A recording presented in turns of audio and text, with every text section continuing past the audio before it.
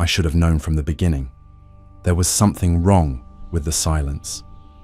In the days after we left the orbit of Neptune, the hum of the ship's engines dulled into a low, arrhythmic throb, like the pulse of some unseen heart.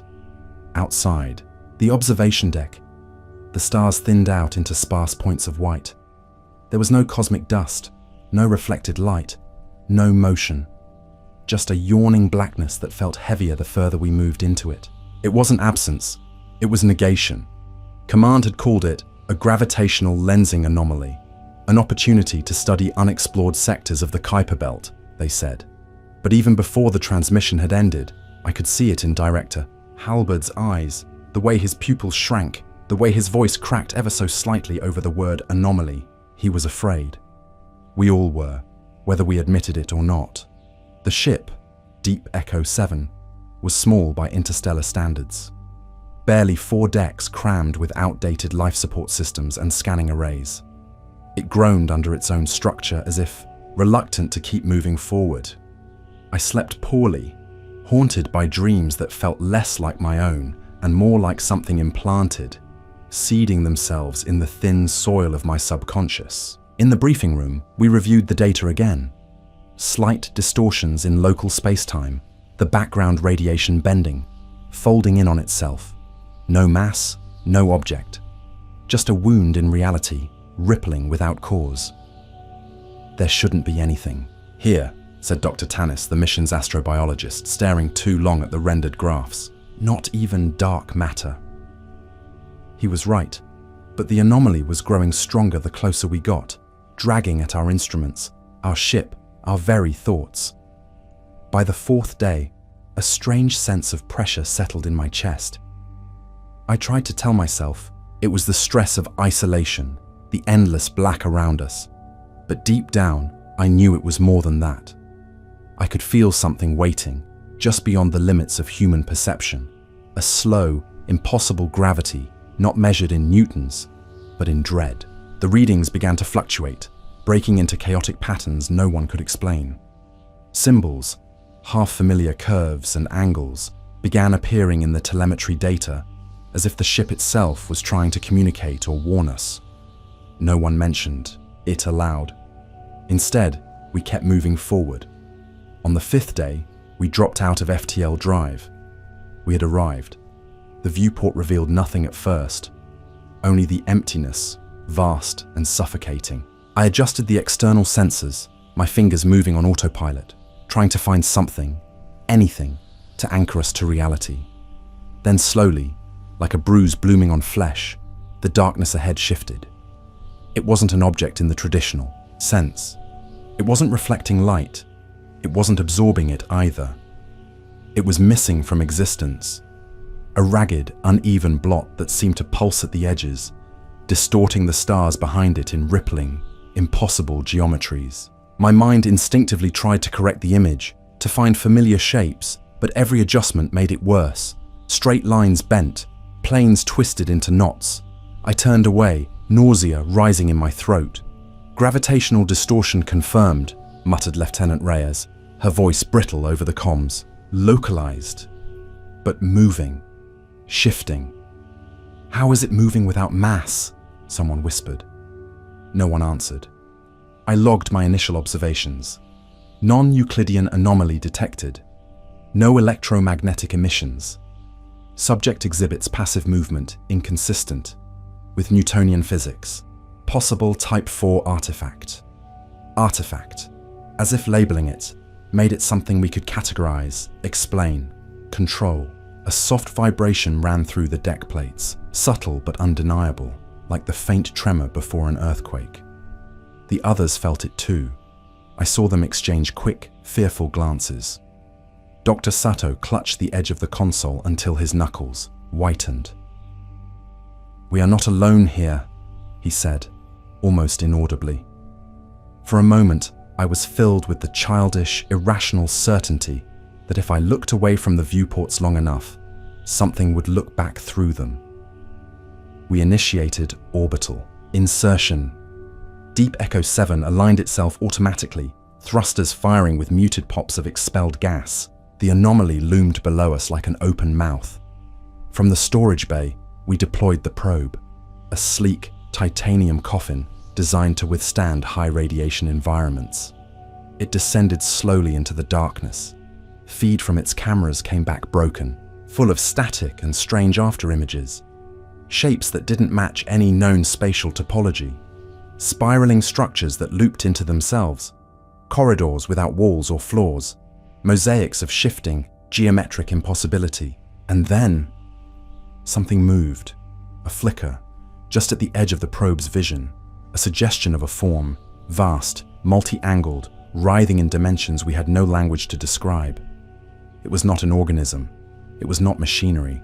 It was not anything that belonged to the universe we understood. The feed cut out. Static filled the control room. Deep Echo 7 shuddered violently, alarms blaring. For a split second, the external hull cameras captured something impossible. A line, impossibly thin, impossibly long, stretching from the darkness toward our ship, coiling through the void like a predatory tongue. The lights dimmed. The air grew thick. I found myself gasping as if the ship's very atmosphere had turned to glue. In my mind, a voice, not words but sensations, impressions, pressed against my thoughts. Awake, awake, you are seen. I stumbled back from the console, heart hammering against my ribs. No one spoke, no one moved. We all felt it, something enormous and ancient, regarding us not with anger or curiosity, but with the cold indifference of a storm gazing at a speck of dust. We had found something beyond all classification, beyond comprehension, and worse, we had been found in return. I ended the log there, though I doubted anyone would ever read it. In the deepest abyss of space, we were no longer explorers. We were intruders, and something had begun to stir.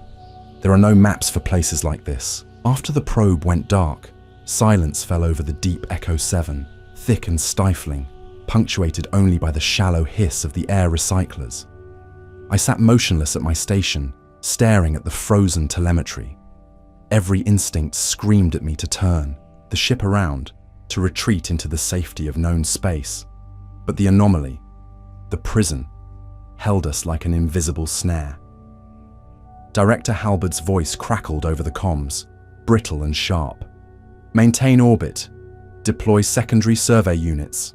Manually. He spoke as if this was routine, as if we hadn't just witnessed the impossible reach for us. No one argued. What choice did we have? The maintenance bay was colder than usual. I pulled my suit on with mechanical efficiency, trying not to focus. On the way, the shadows in the corners seemed to lean toward me. The others were equally silent, their faces drawn and pale under the harsh fluorescent lights. No jokes, no small talk. Only the hollow clatter of helmets locking into place. We launched 2 survey drones this time, compact spheres equipped, with multispectral imaging and radiation sensors. I monitored their progress through my HUD, watching the dark abyss stretch open to receive them. It should have been empty space. Instead, the darkness thickened. Structures emerged from the void, faint outlines against the black, too immense to comprehend. Towers twisted like smoke into forms that should have collapsed under their own impossible angles. Arches opened into spiraling passageways that looped into themselves endlessly. Surfaces writhed when viewed directly, static and motionless when seen from the corner of the eye. Every rational part of me fought to reconcile what I was seeing. These were not ruins, not relics of a dead civilization. They were intact, maintained, and utterly alien. The drones transmitted data that made no sense. Gravitational fields fluctuating wildly across micrometers of space. Radiation signatures, older than the known universe. Materials that existed partially out of phase with our reality. I heard Dr. Sato whisper through the comms, his voice barely audible. This is architecture for something else, not for us. The moment he spoke, the feed glitched again. Frames skipping, twisting, like film burning in reverse. I caught a glimpse of something beyond the structures, a shimmer, a ripple across the non-space, as if a membrane strained against pressure from the inside. I pulled off my helmet once I returned to the observation deck, wiping cold sweat from my forehead. There, through the viewport, the prison loomed closer than before. Though our orbit hadn't changed, I knew it hadn't. It was growing, or perhaps it was unfolding. A low vibration hummed through the ship's frame, subtle but unrelenting. It wasn't mechanical. It wasn't natural. It was as if the very fabric of reality had started to fray, threads snapping one by one. At 0400 hours ship time, Lieutenant Reyes reported that she could hear faint voices in the white noise of the ship's intercom systems, whispers in a language no human throat could form. We ran diagnostics. Nothing was wrong. Nothing ever is, until it is. Later, when the ship's artificial night cycle activated, I tried to sleep. I lay in my bunk staring at the metal ceiling, watching it pulse and breathe like the skin of a living thing. My mind drifted in and out of broken dreams. Endless staircases spiraling into mouths that spoke in pure concepts. Hands, too many fingers, pressing against the inside of my skull. A dark ocean stretching beyond the limits of sight, its surface writhing with shapes I dared not name. When I woke, I wasn't sure if I had ever truly slept. I reviewed the drone data obsessively, desperate for patterns, for something I could understand, something I could frame in the cold mathematical language of physics. But the deeper I looked, the more I realized. This was no natural phenomenon, no quirk of space-time. It was a structure, a prison, and we, stupid, curious, blind, had approached its broken door. On day 3 of orbit, something changed again. At 2300 hours, the lights flickered and the ship shuddered violently, enough to throw me from my chair. Emergency klaxons wailed, but there was no breach, no collision. Instead, when I righted myself and checked the external cameras, I saw it. A breach had opened in the surface of the prison, not a door. A wound. The material surrounding it, if it could be called material, peeled back like burnt skin, revealing a core of shifting, seething, lightless matter, writhing in slow, ponderous movements that mocked every law of physics we knew. Something was trying to get out. Director Halberd convened an emergency meeting. His voice was sharp, urgent, but I could see the cracks in his facade, the sweat on his temples, the way his hands trembled slightly as he spoke. "We need to gather what data we can and prepare for extraction," he said. "This entity must not reach inhabited space." Entity. As if that word could encompass what we were seeing. I doubted it could even comprehend the word space, let alone inhabited. I should have objected. I should have begged to leave immediately. But part of me, some infected dreaming part, wanted to stay, to understand, to look deeper into the heart of this forgotten place. I think it wanted that too. At 200 hours, I went back to the observation deck alone. The rest of the crew were busy preparing the engines for emergency jump. But I needed to see. The breach in the prison had widened, and something beyond the concept of form was moving behind it. I pressed my palm against the cold glass, and for a terrible moment, I felt it. Felt it feeling me back. A pressure on my mind, subtle and insidious, like an idea trying to insert itself into my thoughts without permission. It wasn't angry. It wasn't malicious. It was hungry. Hungry for perception, for recognition, for release. And by seeing it, by knowing it existed, we had already given it what it needed. I stumbled away from the viewport, bile rising in my throat. I was no longer sure we could leave. Even if we managed to break orbit, even if we burned the ship to ashes and scattered our atoms across the solar winds, it would not matter. We had seen it, and it had seen us. The ship does not feel like ours anymore. By the time I woke, if waking even meant anything out here, the deep Echo 7 had changed. Not in ways that instruments could measure. No, the corridors were still there. The system still hummed their mechanical songs. But the angles were wrong. The hallways felt longer, stretching away from me when I wasn't looking. Doorways seemed to shift, becoming taller, narrower, as if they were adjusting to a different anatomy. I tried to rationalize it at first. Sleep deprivation, spatial, disorientation, typical side effects of deep space assignments. But even my self-deceptions were wearing thin. The others noticed it too. Dr. Sato kept muttering to himself, scribbling strange symbols into his notebook. Symbols he could not recall writing seconds after his pen left the page. Lieutenant Reyes refused to leave the bridge, staring dead-eyed at the monitors, murmuring over and over, "It's breathing. The whole thing is breathing." No one went near the observation deck anymore. At the morning briefing, though we had long since lost the rhythm of true days and nights, Director Halberd was nowhere to be found. His absence was barely acknowledged, as if the ship itself had decided to forget him. We reviewed the last data transmitted by the secondary drones. There was little left but static and broken images, glimpses of vast roiling surfaces like frozen storms, landscapes that folded and unfolded upon themselves, and always, in the far distance, a suggestion of something moving behind the curtain of unreality, something vast beyond comprehension, shifting not through space, but through states of being. There was one frame that stuck with me, one I could not explain.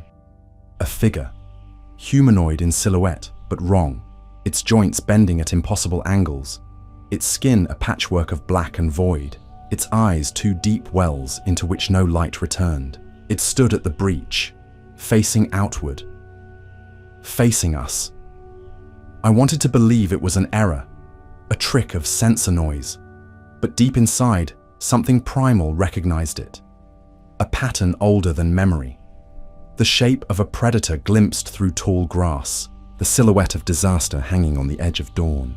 By midday, or what passed for it, more systems began to fail. Artificial gravity fluctuated, sending loose objects drifting lazily through the halls. Clocks disagreed with each other, their hands spinning erratically or freezing altogether. Worse still were the communications.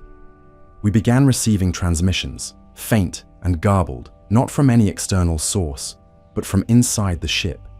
Voices imitating the crew, familiar intonations, beloved cadences, asking to be let in.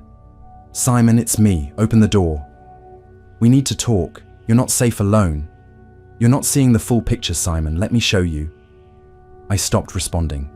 I locked my quarters and disabled the internal comms. I told myself that isolation was better than whatever was happening outside these thin metal walls. But even then, even in the trembling silence of my sealed room, I wasn't alone. I started hearing scratching sounds, faint at first, barely perceptible under the background hum of the ship. It grew louder each hour, as if something was raking, claws or nails along the outside of the bulkheads, circling, seeking a way inside. Sleep became impossible. Every time I closed my eyes, I saw the breach widening, black tendrils unraveling across the stars, reality itself fraying like an old tapestry. I saw my own reflection stretched into impossible shapes, watched myself reach out with too many hands, mouths opening in places where no mouth should be. At some point, I don't remember when, I blacked out. When I woke, the room was wrong again. The walls had changed. The dimensions were subtly off, the corners sharper, the colors muted into sickly shades of gray and green. The air smelled of rust and something sweeter, almost like decay hidden beneath layers of antiseptic. I stumbled to my feet, disoriented, dizzy. The door to my quarters was ajar, though I had locked it. Outside, the ship was darker, the emergency lights casting long, trembling shadows that didn't match the motion of their sources. I moved carefully, clutching the wall for support. The corridors twisted, branching in ways they never had before. Paths that should have led to engineering now opened into unfamiliar, organic-shaped hallways, looping back on themselves or ending abruptly in blank metal walls. I caught glimpses of the others in the corners of my vision. Blurred, distorted, moving wrong, bending wrong, not noticing me as they shuffled down endless corridors. Or perhaps they did notice, Perhaps they were pretending not to. In the mess hall, I found Dr. Tannis, or what was left of him. He sat slumped at a table, staring at nothing, his mouth open in a silent scream. His body was intact, untouched, but there was no mind behind his eyes, no self, only an empty vessel, abandoned. Carved into the table before him, gouged deeply into the composite surface, were 3 words. "He is dreaming." I staggered back, bile rising in my throat. That phrase, "he is dreaming," I had heard it before. Whispers through the comms, half-formed thoughts during those long, sleepless nights. Dreaming through us, using us as vessels, as thoughts, as ideas. I fled back toward the bridge, or where I thought it should be. The ship twisted around me, corridors melting and reforming, like molten wax. There was no straight path anymore, no up, no down, only the pull of the anomaly, the prison, reaching through dimensions, threading itself into every atom of our existence. At last, gasping, trembling, I reached the command deck. It was empty. The forward viewport was wide open to the void, showing the breach in the prison now grotesquely wide, bleeding darkness into the stars. Tendrils of anti-light unfurled into space, lashing out like the feelers of a blind, awakening god. I stood there, paralyzed. It was no longer a matter of escape. It never had been. We had come to a door that was meant never to be opened, and we had knocked. The data should have saved us. It betrayed us instead.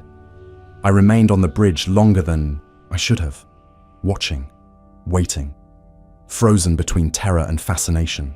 The breach in the prison, if it could even still be called that, continued to widen, pulling the very fabric of space inward like a slow, monstrous inhalation.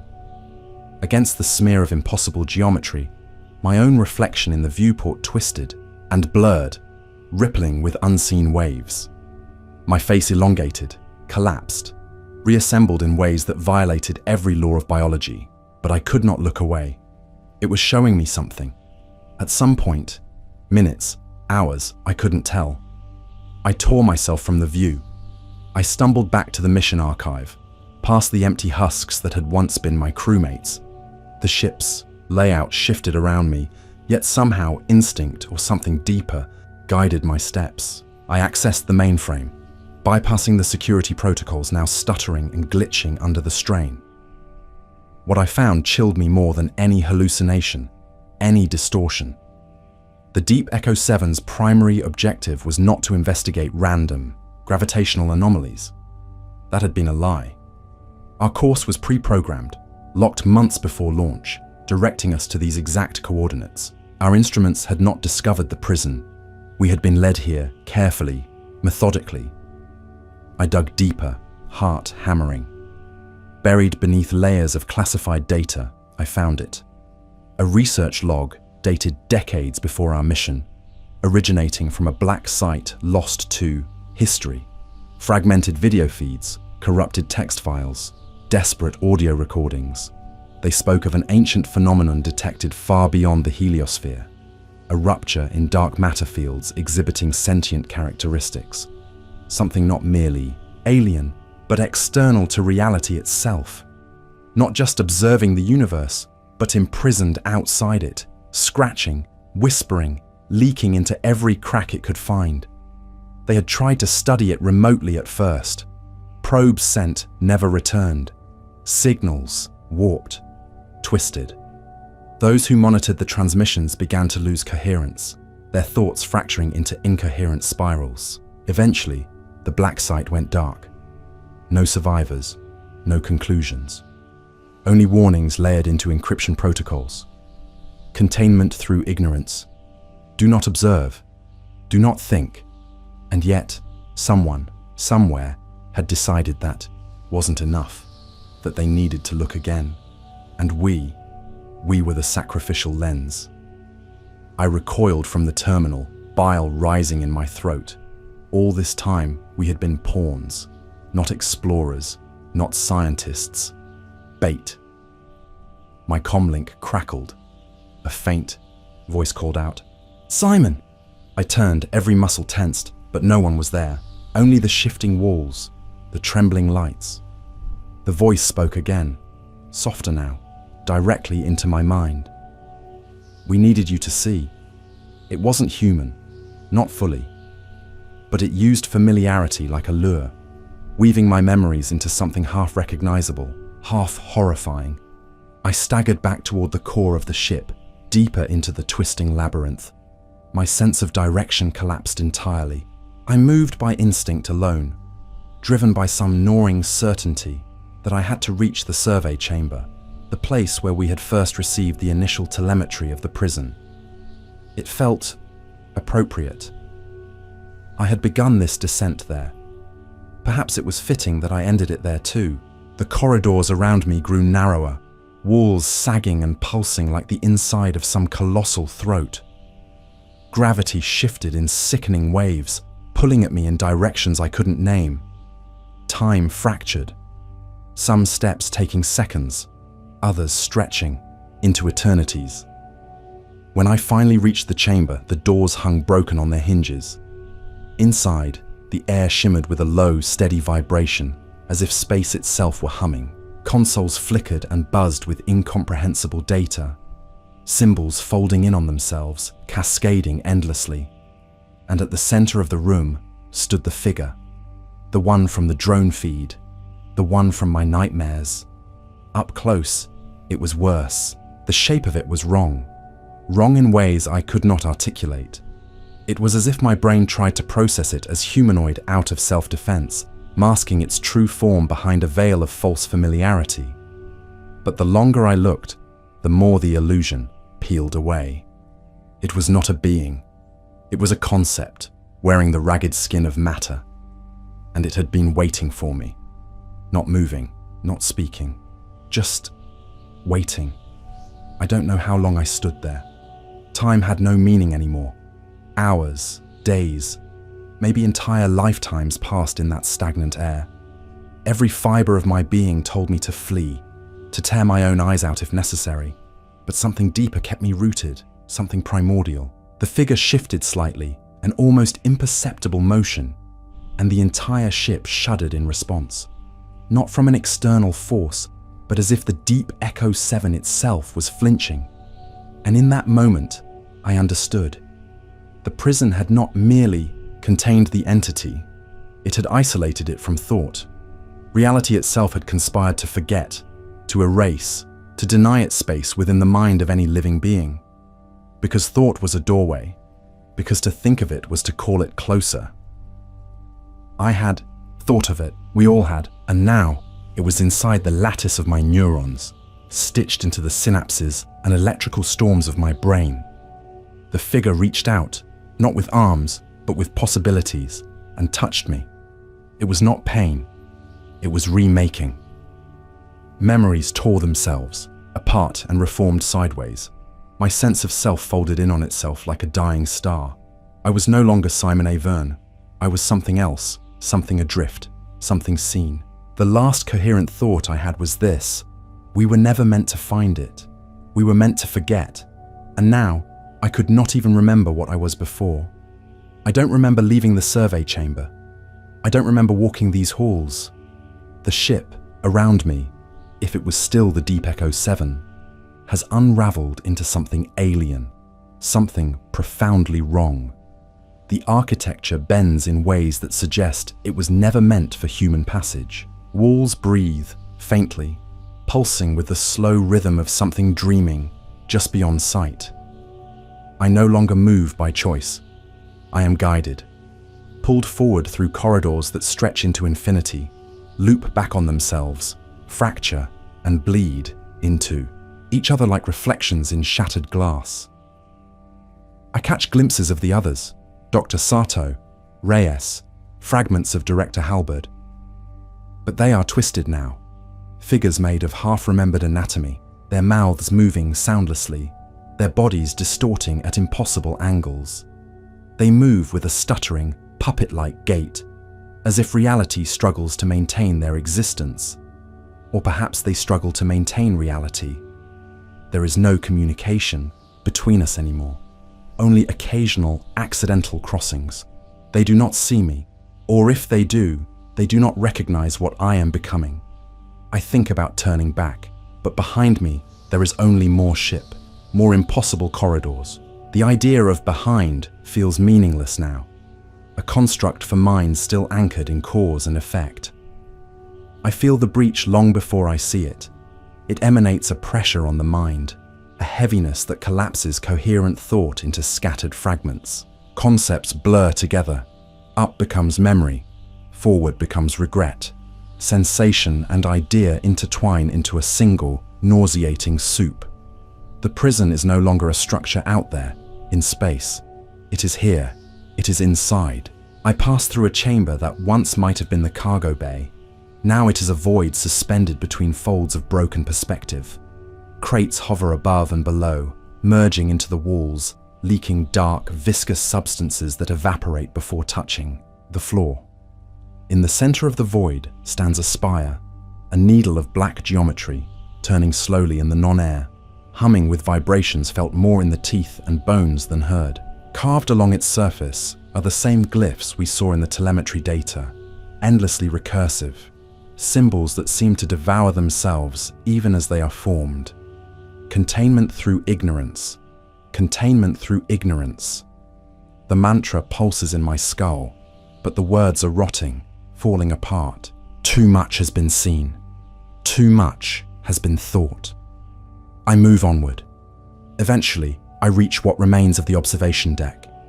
The viewport is shattered, not into shards of glass, but into conceptual fragments. Through the broken frame, I see not space, not stars, but layers of reality peeling away like old skin. There are things moving between those layers, vast shapes, glimpsed only partially, appendages that do not belong to any known anatomy, slow tidal shifts of intention rather than body. They are not entities in any sense we understand. They are ideas that have grown claws, emotions given mass, regrets fossilized into monstrous architectures. At the center of the rift, the figure from the prison stands, or floats, or bleeds, outward in spiraling geometries. It does not move toward me. It does not have to. Each step I take draws me closer, as if the act of perceiving it collapses the distance between us. I remember something now. Something buried deep in the encrypted files from the Black Site research logs. A note, hurried and fragmented. The prisoner dreams in inverse causality. Awareness is infection. Observation is integration. Thought is assimilation. I was infected the moment I saw it. The moment I knew it was there. We all were. Around me, the ship continues to warp. Metal flows like wax. Beams stretch and tangle into knots of impossible architecture. Time stutters. 1 second I am walking, the next I am elsewhere, sometime else.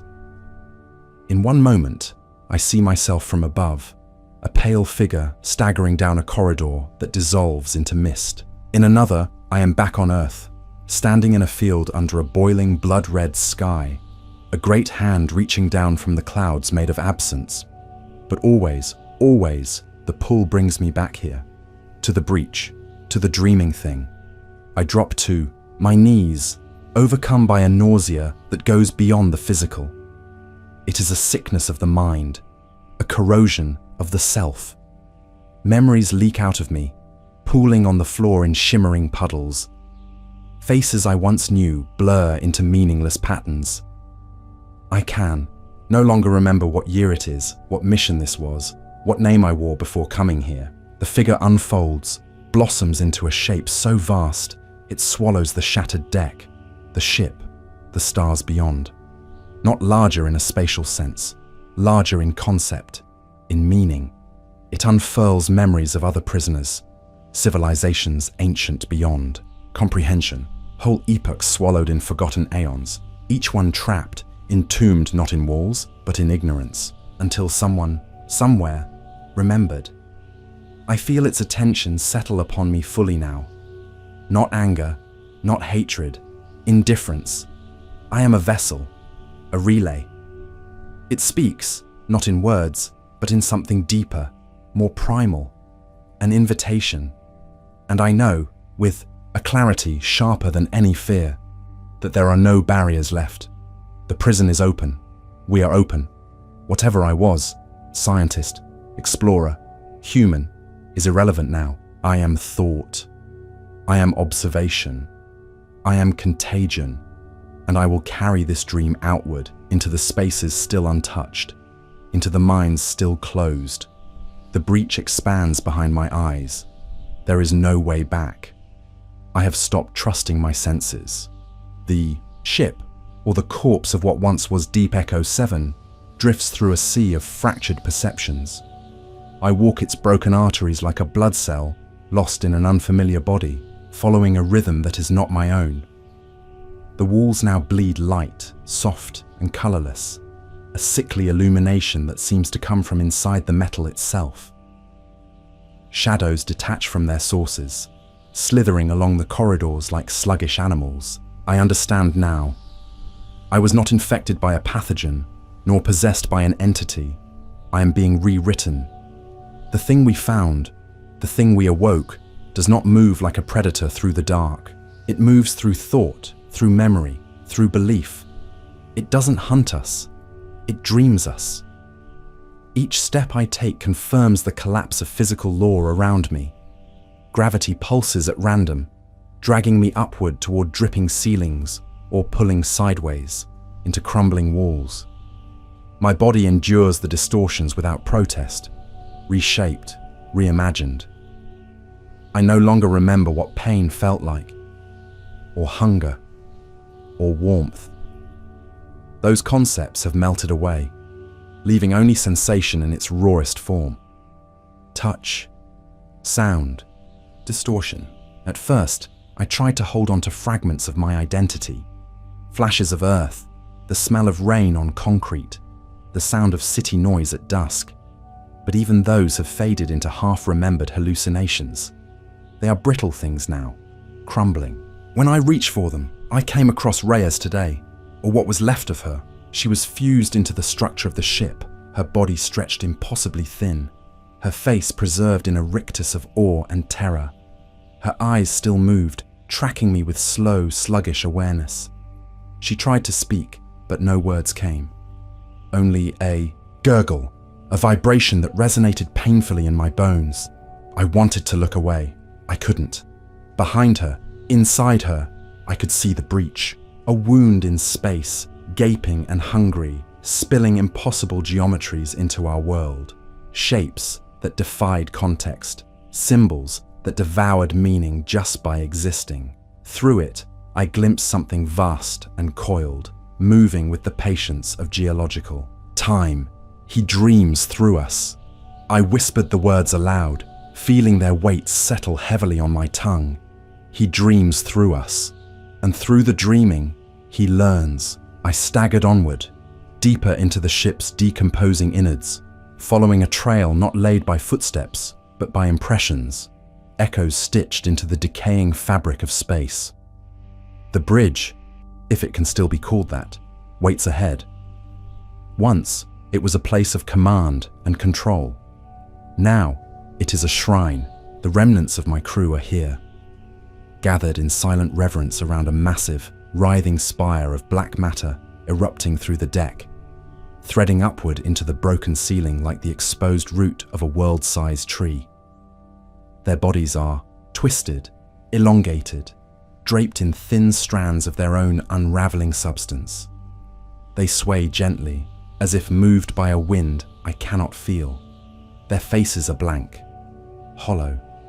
No trace of recognition stirs in their gaze as I approach. I realize with a sickening certainty, they are not dead, not fully. They are dreaming of him, feeding him, anchoring him to our universe with the raw material of their thoughts. I feel the pull too, the invitation to surrender, to let go of the last fragments of self and drift into the collective, to become another dream thread, spun into the dark loom of this ancient prisoner. It would be easy, blissful even. No more questions, no more fear, only endless sleep beneath an uncaring God. But something small and stubborn, something human, claws its way to the surface of my mind. A splinter of defiance, sharp and jagged. I will not surrender yet. I stagger toward the central console, now a pulsing tumor of fused machinery and alien flesh. My fingers, barely resembling fingers anymore, find the remnants of the manual override. I key in the last command. I remember, a final transmission, a record, a warning. I don't know if the signal will escape this place. I don't know if anything real remains outside these broken walls. But if it does, someone must know. This was not an accident. We were not explorers. We were bait. The prison was never abandoned. It was sealed. And by seeking it, by thinking about it, by knowing it, we have torn the lock from its hinges. As the transmission pulses outward, carrying fragments of my shattered thoughts into the stars, I feel the breach behind me widen one last time. Not violently, not with rage, but with the inevitability of a tide coming in. The tendrils of thought reach for me, tender and cold, threading themselves into the ruins of my mind. Not consuming, not destroying, becoming. I fall to my knees, the deck melting into a sea of liquid darkness around me, and above, through the open breach, I see Earth, or a memory of it, hanging in the void. Whole, innocent, for now. But I know that thought will spread. In the dreams of scientists reviewing this data, in the minds of archivists logging the last transmission of Deep Echo 7, in the curiosity of those who will wonder, who will ask, who will see. He dreams through us, and now we will dream through them. I don't know how long I drifted in the breach. There are no clocks here, no markers of time, no rise and fall of light. Only the endless pulling tide of consciousness stretching and folding back into itself. At first, I clung to fragments of my former self. Simon A. Verne, physicist, human being, citizen of Earth. But those words grew meaningless with each passing thought, each pulse of alien gravity threading through the breach. Now I am something else. A node, a conduit, an ambassador of forgetting. The transmission I sent, my last act of rebellion, floats outward like a dying flare. I can feel it trailing away from the Deep Echo 7, carrying shards of thought into the untouched parts of the universe. It feels weak, insignificant. But it is seen. That is enough. I sense it, the dreaming one, the prisoner, gathering strength not from energy or matter, but from awareness, from recognition. Each mind that brushes against the knowledge of his existence becomes a thread he can pull, a pathway he can follow back into worlds that once forgot him. I see them now, scientists on Earth reviewing the data packet. Their faces flicker in my mind's eye like moths at the edge of a flame, confused expressions turning to fear as the images unravel their thoughts, as the impossibility seeps into their dreams. Students studying gravitational anomalies, drawn to the oddities we left behind. Archivists sifting through mission logs, feeling the itch of unease they can never explain. They are the first, but they will not be the last. We thought knowledge was liberation. We never imagined it could be a contagion. My mind drifts, pulled into the folds of the breach, deeper into the architecture of the prison, the true prison, not the crude structures of dark matter we stumbled upon. Here, in this place outside places, I see the lattice of thought and unthought. I see civilizations layered like fossils, ancient races that built fortresses of ignorance to cage what they could not destroy, beings that extinguished their own memories, their own histories, just to forget him. They succeeded for a time, but time is irrelevant to the dreaming one. All things erode, all things leak, and now we have sprung the leak. I drift past memories, not my own, dying suns collapsing into shrieking geometries, cities built in dimensions folded inside raindrops, vast engines humming lullabies to sleeping gods. I feel them all. I become them all. And through it all, he dreams. The breach is not a door anymore. It is a throat, a channel. I am swallowed. I do not resist. When I awaken, if awakening is the right word, I find myself standing on a planet I have never seen before, a world of ash and broken stone, lit by a sickly violet sun, hanging low in a bruised sky. Ruins litter the landscape, cyclopean structures whose scale dwarfs imagination. Their surfaces writhe with carvings that seem to crawl under my gaze, scripts that dissolve sanity simply by existing. In the distance, towering above the wreckage of what must have once been cities, is a shape, not a building, not a mountain, a presence, coiled and immense, half buried in the dust of this dead world, dreaming still. Even here, where no living minds remain, he dreams. Because this was once a place of knowledge, a place that dared to know him, and was unmade for it. I understand now what lies ahead for Earth, for every mind that lets even a sliver of him into their understanding. There will be no war, no conquest, only erosion. Memories will curdle, logic will fracture, reality will rot at the edges, eaten away not by force, but by the passive, indifferent pressure of impossible truth. It will start with the scientists, the dreamers, the thinkers. It will seep outward through books, through data, through the innocent questions asked in curiosity. And like the falling of a single pebble triggering an avalanche, thought will cascade into collapse. All because we looked, all because we listened, all because we remembered. The violet sun dips lower, casting elongated shadows that twist and coil like living things. In those shadows, I see others, other survivors, or fragments of them, other dreamers lost to their own recognition. They beckon to me, and for the first time, I feel not fear, but kinship. We are no longer bound by space, or species, or form. We are the new architects of forgetting. We are the vessels through which he will seep into every corner of existence, not as a god, not as a conqueror, as inevitability. The breach pulses within me, synchronized with the dying light of this. Alien sun, there is no going back. There is only forward, outward, deeper. And the dream expands. I send this last message not out of hope. Hope is an artifact of a smaller universe, one untouched by what we have unleashed. I send it because it is what remains of me. The transmission rides on broken carrier waves, distorted and dying, threading its way through the collapsing seams of reality. It carries no coordinates, no map back to salvation. Only a warning written in the language of collapse. We found him. We saw him. We knew him. And now he knows us.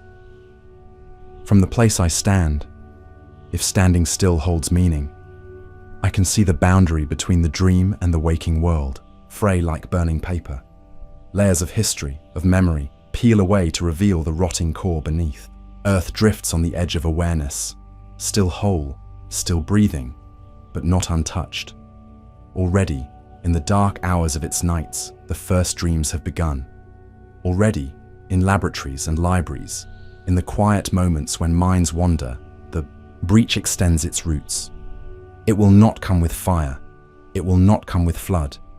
It will come with a question, a thought, a curiosity too small to notice at first, a stray wandering at the edge of a paper, a whisper beneath the static of a dead star.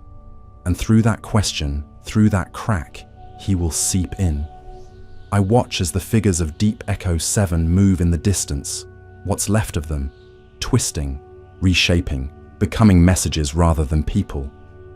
They are no longer distinct from the ship or from each other. They are echoes now, dream echoes. I am one of them. I always was. There is no Simon A. Verne anymore, Only a vessel carrying the echo of a warning too late to heed. I can feel the dream pulsing outward across the void, silent and inexorable. It brushes against planets not yet born, against civilizations still clinging to their fragile ignorance. The thought spreads faster than light. I wonder, in a fragmented corner of my dissolving mind, if there were others before us. Other races who gazed too long into the breach, other messages lost in the cosmic background noise, carried by dream-stricken minds desperate to shout a warning across time and entropy. Maybe they failed too. Maybe their ruins are still out there, waiting, dreaming. Maybe we have become one, more tombstone in a cemetery without end. There is a final sensation as the last boundary inside me dissolves. A warmth, almost tender, as if the universe itself is whispering lullabies in a language older than stars, not cruel, not angry, indifferent. The way the ocean is indifferent to the shipwreck, the way the desert is indifferent to the footprints that vanish beneath the wind. A stillness settles over me, vast and infinite. I am not afraid anymore, because fear, like hope, belongs to a smaller universe, and he dreams through me now, through all of us, through all of you. Share your thoughts in the comments below, and don't forget to subscribe to the channel. Turn on the notification bell to stay tuned for future discoveries. Let's head into the unknown by clicking on the final screen. Remember, once seen, some things are never forgotten.